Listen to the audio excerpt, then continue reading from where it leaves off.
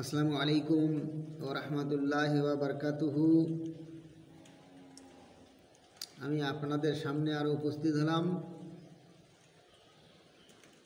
কয়েকটি হাদিস নবী করিম সাল্লাল্লাহু আলাইহি ওয়াসাল্লামের বর্ণনা করব বলে।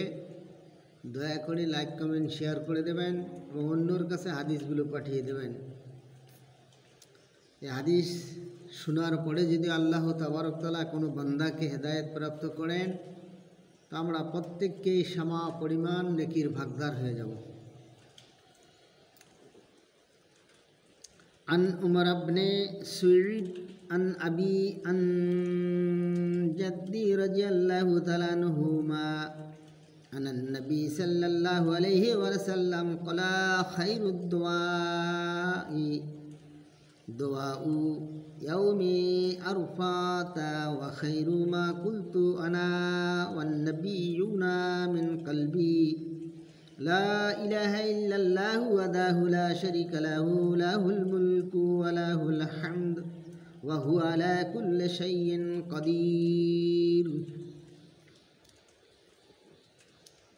হযরত আব্দুল্লাহ ইবনে উমর রাদিয়াল্লাহু তাআলা আনহু বর্ণনা করেন যে নবী করিম সাল্লাল্লাহু আলাইহি ওয়াসাল্লাম ইরশাদ করিয়াছেন, সর্বাপেক্ষা উত্তম দোয়া আরাফাতের দিনে দোয়া এবং সর্বাপেক্ষা উত্তম কলেমা যাহা আমিও আমার পূর্ববর্তী নবী আলাইহিমুস সালামগণ বলিয়াছেন, উহা এই লা ইলাহা ইল্লাল্লাহু ওয়াহদাহু লা শারীকা লাহু লাহুল মুলকু ওয়া লাহুল হামদ ওয়া হুয়া আলা কুল্লি শাইইন কাদির।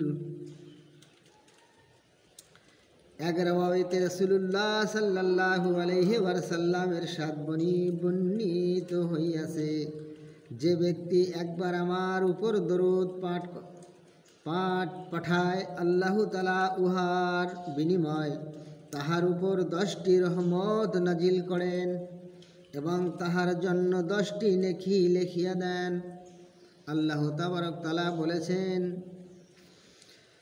আন উমর ইবনে আনসারী রাদিয়াল্লাহু তাআলা আনহু ক্বালা ক্বালা রাসূলুল্লাহ সাল্লাল্লাহু আলাইহি ওয়াসাল্লাম মিন উম্মতি সালাতু ওয়া মুখলিসা মিন কলবি সাল্লাল্লাহু আলাইহি বিমা আরশি সালাওয়াতি ওয়া রাফা'তু বিহা আশরি দারাজাতি ওয়া কুতাবালাহু বিহা আশরি হাসানাতি ওয়া মাহা আনহু আশরা সাইয়্যাত।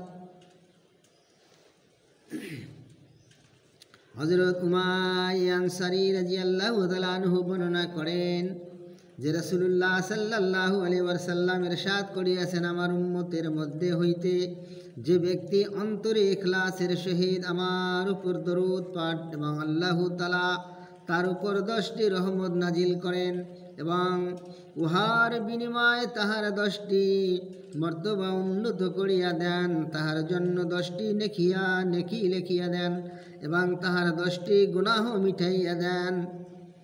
আমানুল ইয়ামাই ওয়াল্লাইলাহ। আল্লাহ আমাদের প্রত্যেককে হাদিস অনুযায়ী চলার তৌফিক আতা ফরমাউক, আমিন।